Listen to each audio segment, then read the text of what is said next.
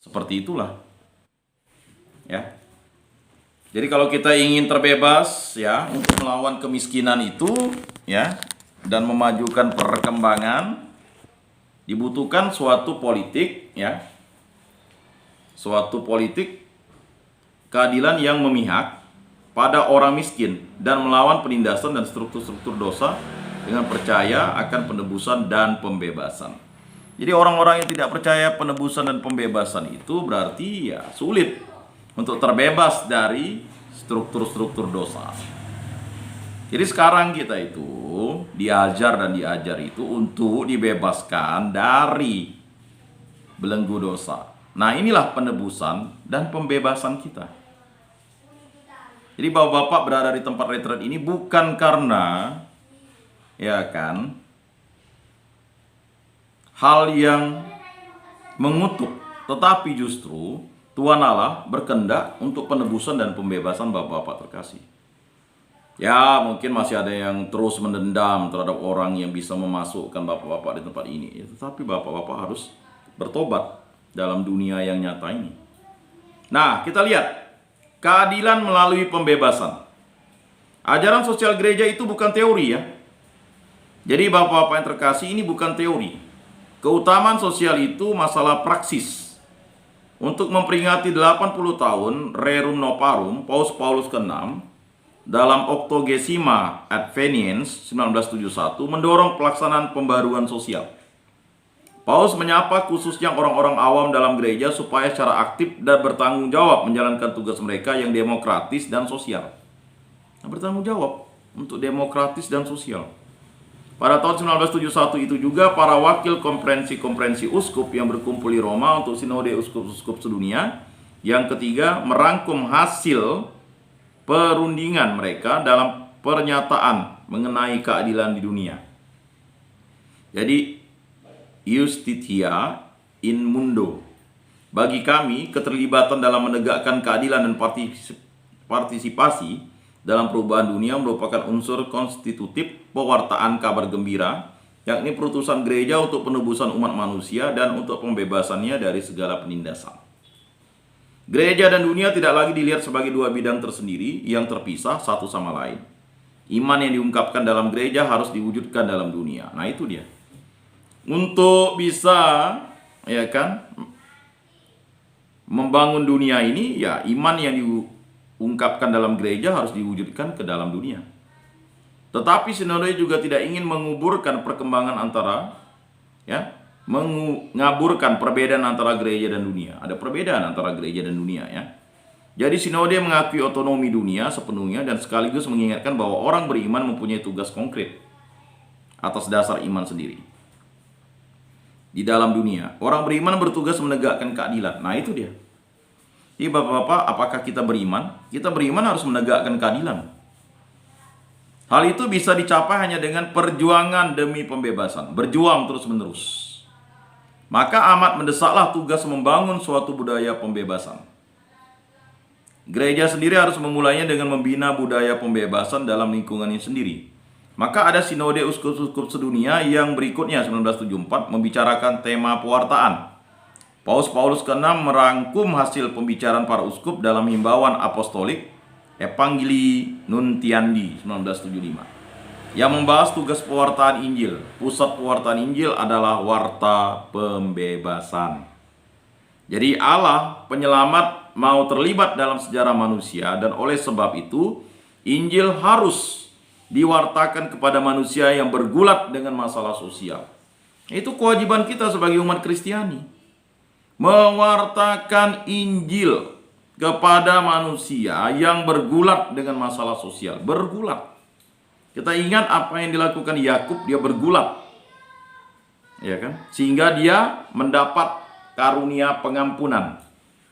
Ya kan? Bergulat dengan Allah dan dia dimenangkan oleh Allah. Dan dia namanya dirubah dari Yakub si penipu menjadi Israel. Nah, itu. Nah, jadi bapak-bapak yang terkasih sekarang harus bergulat. Nah, bergulat bukan bergulat secara fisik, tetapi mewartakan Injil itu. Ya. Orang beriman yang menanggapi panggilan Allah mesti ikut juga dalam perjuangan pembebasan. Karena yakin akan pembebasan dan penebusan oleh Allah, Allah pembebas itu menentang semua penindasan manusia.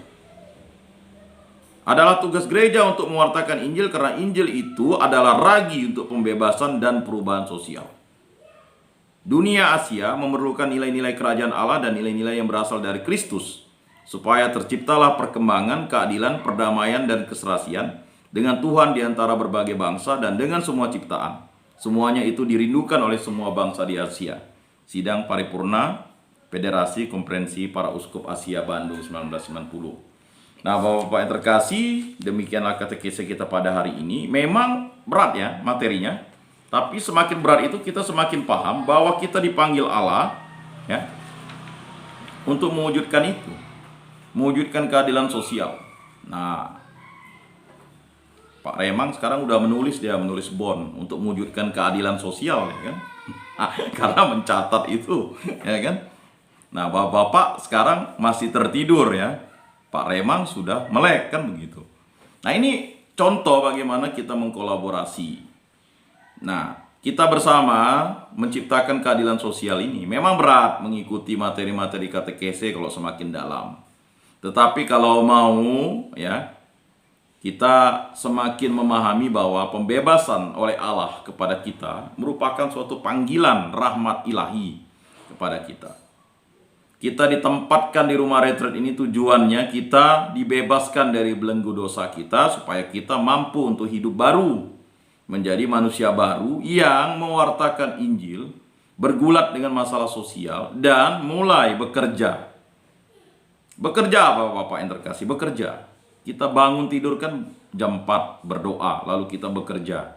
Merapikan tempat tidur kita, membersihkannya, mulai mandi dan sebagainya, mulai membaca firman Tuhan dan sebagainya, kan bekerja.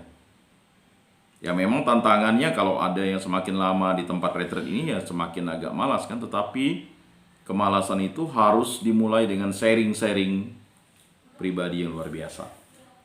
Nah, demikianlah pertemuan kita pada hari ini. Terima kasih atas perhatian Bapak-Bapak yang terkasih, tidak masalah, ya kan. Kalau suara saya bisa membuat Bapak-Bapak tertidur itu lebih baik, ya kan. Jadi suara saya bisa menidurkan Bapak-Bapak. Tetapi yang paling utama, ya, materi ini bisa disaksikan di YouTube saya, ya silakan dibuka kembali. Dan terima kasih untuk Pak Remang yang sudah bergabung. Sukses, Pak. Mantap itu barang-barangnya tuh. Semoga semakin besar tokonya. Luar biasa. Salam untuk istri dan keluarga, Pak. Ya kan? Salam, ya kan? Mari kita tutup dalam doa. Dalam nama Bapa dan Putra dan Roh Kudus. Amin. Allah Tritunggal yang Maha Kudus, kami bersyukur dan terima kasih atas karya agungmu kami dipertemukan. Terutama kami berjumpa dengan Pak Remang yang memulai usahanya. Berkatilah usahanya, keluarganya, anak-anaknya, dan seluruh keluarganya agar berhasil sukses dalam menjalani kehidupan. Begitu juga kami yang berada di tempat retret ini.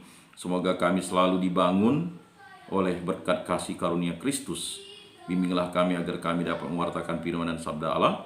Dan berkatilah keluarga kami yang bekerja, baik istri, anak-anak kami, cucu-cucu kami, dan semua keluarga kami, agar kami selalu dikuatkan untuk membangun kehidupan di dunia ini seturut kehendak-Mu.